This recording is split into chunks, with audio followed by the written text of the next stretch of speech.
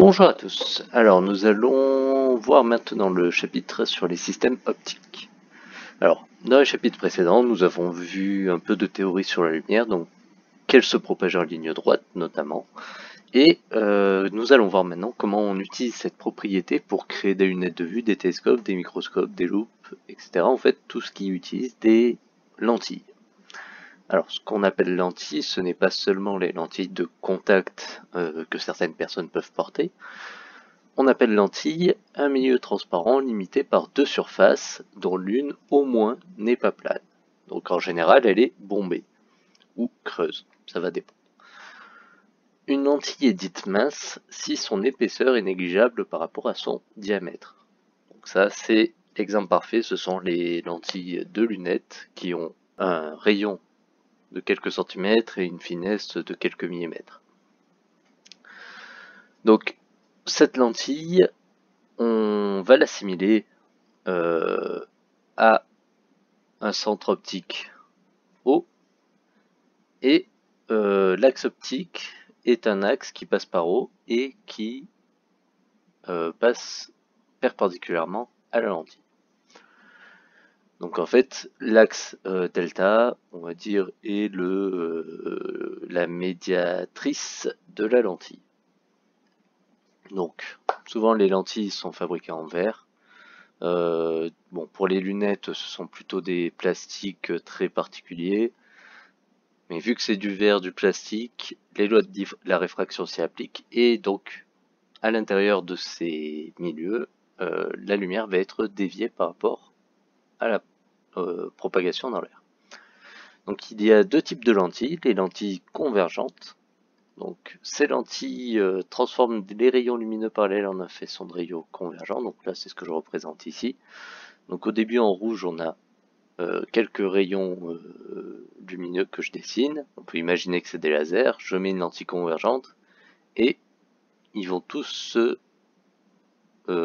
dévier du fait qu'ils passent dans un milieu en verre ou en plastique, peu importe, et ils vont se diriger vers un point unique. Alors ce genre de lentilles, on les schématise de la manière suivante, on fait une double flèche avec les flèches vers l'extérieur. Deuxième cas, ce sont les lentilles divergentes. Donc ces lentilles transforment des rayons parallèles en un faisceau de rayons divergents, donc à l'opposé. Donc là pareil, on a des rayons parallèles qui arrivent, pareil on peut imaginer des lasers, et bien si ça passe par la lentille, et bien les rayons vont s'écarter. Et pour schématiser ces lentilles, on fait pareil une double flèche, sauf que là les bords, les triangles de la flèche pointent vers l'intérieur. Donc pour cette année, on ne va pas s'intéresser aux lentilles divergentes, on va rester concentré sur les convergentes. Alors première chose qu'il faut bien retenir, c'est que l'axe delta, on peut le voir comme un axe des abscisses, c'est-à-dire qu'il est orienté. Donc le point O, donc le centre optique, c'est le 0, grosso modo. Toutes les mesures qui sont à gauche sont négatives et à droite elles sont positives. Donc là, même s'il y a une distance de 2 cm de chaque côté, on va dire que la distance séparant OF, c'est moins 2 cm. Et ce qu'on fait, c'est qu'on met un petit trait sur le OF pour préciser que c'est une distance algébrique, donc une distance qui a un sens au niveau signe. Voilà. Donc si on met un signe, on sait que c'est négatif. Et pareil, là même si pour OF' c'est positif, on va quand même préciser que c'est une distance algébrique, que donc elle pourrait être négative. Donc dans ce cas-là, OF c'est moins 2 cm et OF' c'est plus 2 cm. Donc bon, comme en maths, on ne précise pas le plus, si on ne met pas de signe, c'est forcément positif. Alors, pour étudier le fonctionnement d'une lentille convergente, on va considérer 3 points. Le centre optique, donc on l'a déjà vu, c'est le point d'interception entre la lentille et l'axe optique. Et on va avoir 2 points supplémentaires, le foyer objet qu'on va noter F et le foyer image qu'on va noter F'.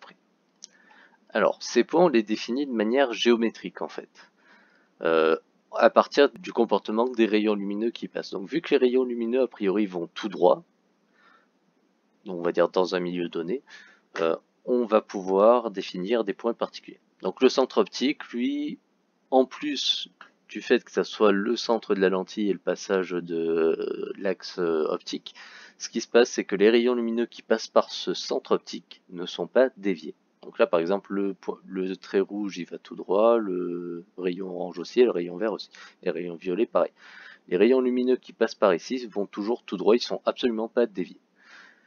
Pour le foyer image, on le définit de cette manière. Alors, on imagine qu'on a des rayons lumineux parallèles qui arrivent avant la lentille, et une fois que ça passe à la lentille, on a vu que dans une lentille convergente, tous les rayons convergeaient vers un même point. Et bien ce point, c'est le foyer image.